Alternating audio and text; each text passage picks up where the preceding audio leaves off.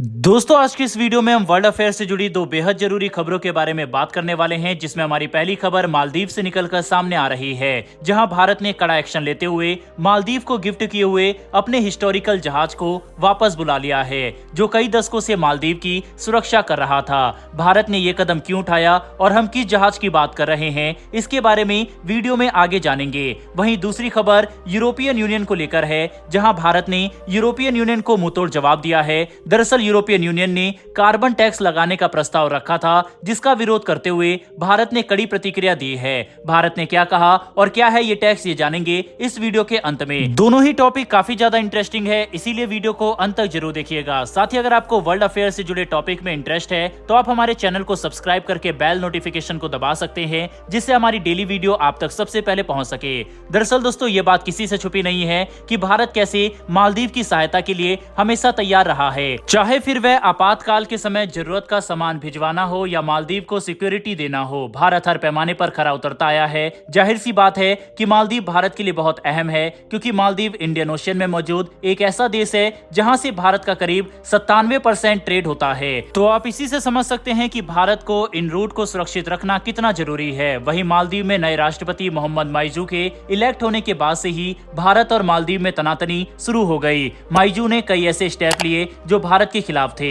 मालदीव में लगातार बढ़ रहे चीन के प्रभाव को देखते हुए भी भारत अब अलर्ट मोड पर है। मालदीव की हरकतों से भारत बखूबी वाकिफ था, इसी वजह से भारत ने मालदीव को झटके पर झटके देना शुरू कर दिया। दोस्तों भारत आर्थिक रूप से मालदीव की बहुत सहायता करता आया है, ये सभी जानते हैं। लेकिन जब मालदीव ने भारत से क्रेडिट लाइन मांगी तो भारत ने इससे साफ इनकार कर दिया और कह दिया कि जब तक पहले का उधार मालदीव चुकता नहीं कर देता उसको कोई भी एक्स्ट्रा क्रेडिट लाइन नहीं दी जाएगी। इसके बाद भारत ने मालदीव में प्याज के एक्सपोर्ट पर भी बैन लगा दिया, जिसकी वजह से मालदीव में महंगाई चरम पर पहुंच गई। जिसके बाद मालदीव भारत से उम्मीद लगाए बैठा है कि भारत उसकी सहायता करे, लेकिन भारत ने मालदीव को एक और बड़ा झटका दे दिया। भारत ने अब अपने सबसे पुराने और बेहतरीन जहाज को मालदीव से वापस बुला लिया है, जो कि लंबे समय से मालदीव की सुरक्षा में लगा हुआ था। जाहिर सी बात है, जब भारत अपनी सेना को मालदीव से निकाल रहा है तो अपने जहाज और हेलीकॉप्टर को वहां पर क्यों ही रखेगा। बहरहाल जो अभी खबर निकलकर सामने आ रही है वह बस जहाज को लेकर ही है। बता दें 17 साल से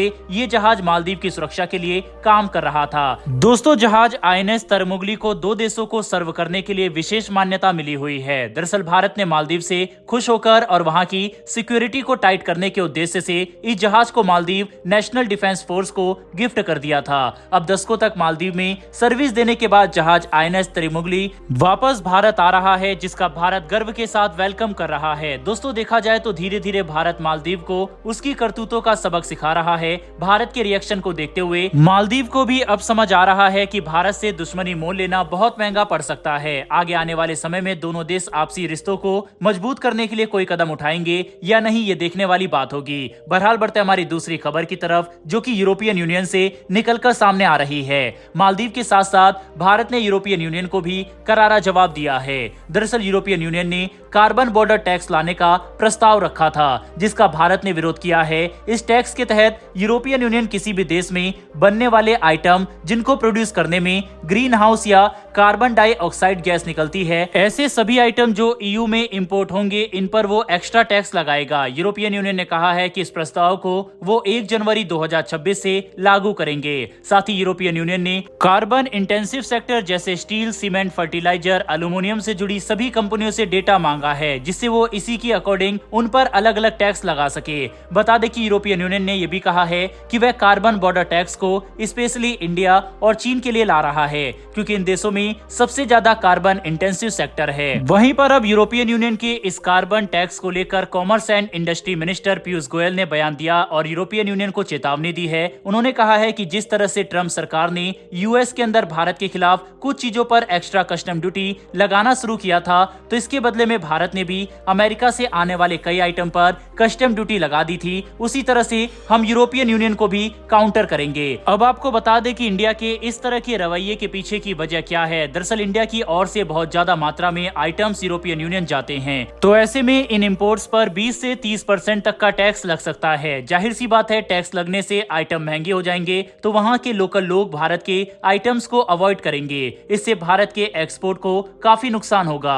इंडिया के आयरन, एल्यूमिनियम, स्टील के एक्सपोर्ट में से करीब 26.6% एक्सपोर्ट्स यूरोपियन यूनियन में जाते हैं। इससे इन आइटम्स के प्रोड्यूसर्स को भी भारी नुकसान होगा। वहीं इसी को लेकर भारत ने यह भी कहा है कि कार्बन बॉर्डर टैक्स से न सिर्फ भारत को बल्कि वर्ल्ड ट्रेड को नुकसान होगा और ये कार्बन एमिशन में भी बिल्कुल हेल्प नहीं करता है। भारत ने यह भी तर्क दिया है कि अगर यूरोपियन यूनियन का मकसद डीकार्बनाइजेशन का है तो उनको फॉसिल फ्यूल्स पर सबसे पहले टैक्स लगाना चाहिए था, क्योंकि 90% ग्रीन हाउस और 75% कार्बन एमिशन फॉसिल फ्यूल से ही होते हैं। दोस्तों, यूरोपियन यूनियन को लेकर भारत के इस तरह के तीखे रवैये पर अपनी राय कमेंट बॉक्स में लिखकर जरूर बताइएगा। साथ ही क्या अगर इस तरह के टैक्स यूरोपियन यूनियन भारत पर लगाता है तो बदले में भारत को भी कार्रवाई करते हुए यूरोपियन यूनियन पर भारी टैक्स लगाना चाहिए या फिर नहीं? अपनी राय कमेंट बॉक्स में लिखकर जरूर बताइएगा। साथ ही हमारी आने वाली डेली वर्ल्ड अफेयर्स से जुड़ी ऐसी वीडियो के लिए नीचे दिए गए सब्सक्राइब बटन को प्रेस कर बेल आइकन को जरूर दबा लें। फिर मिलेंगे ऐसी एक नई वीडियो के साथ। धन्यवाद। जय हिंद।